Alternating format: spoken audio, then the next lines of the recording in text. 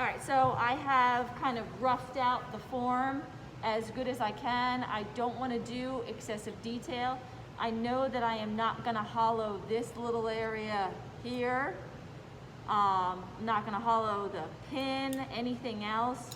So I just wanted to rough it out. I know though that after I hollow it, I'm going to need to still do an excessive amount of carving to get this kind of technique, this look.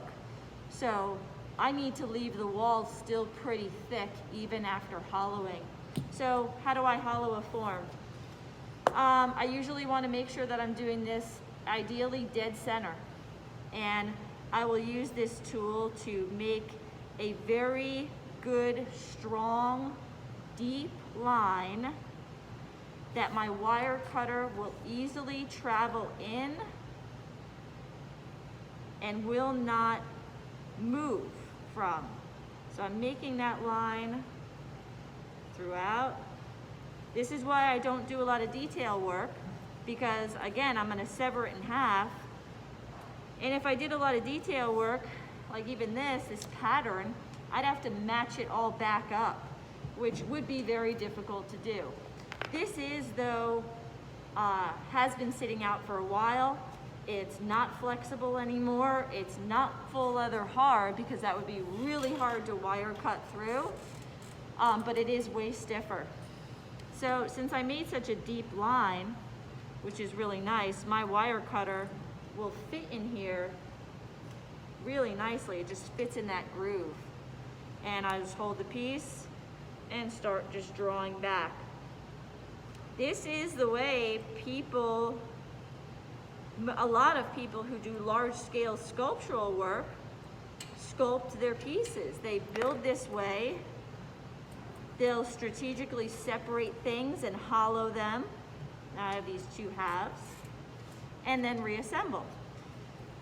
So what I usually like to do now, and I know I want to do all this carving, so I'm probably going to want to leave a good amount of space here. If you don't have that kind of carving, you maybe could hollow it a little bit more, but I just don't want to cut through. So what I'm doing right now is I'm giving myself these kind of guidelines for where I'm going to hollow. And the goal is that I'm keeping the walls even in thickness. So I go like that. Do the same over here.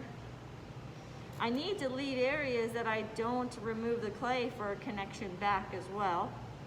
So even if you don't have a lot of detail carving, you still want to leave some clay there for a good connection, a scoring, a slipping connection, and I will demonstrate that.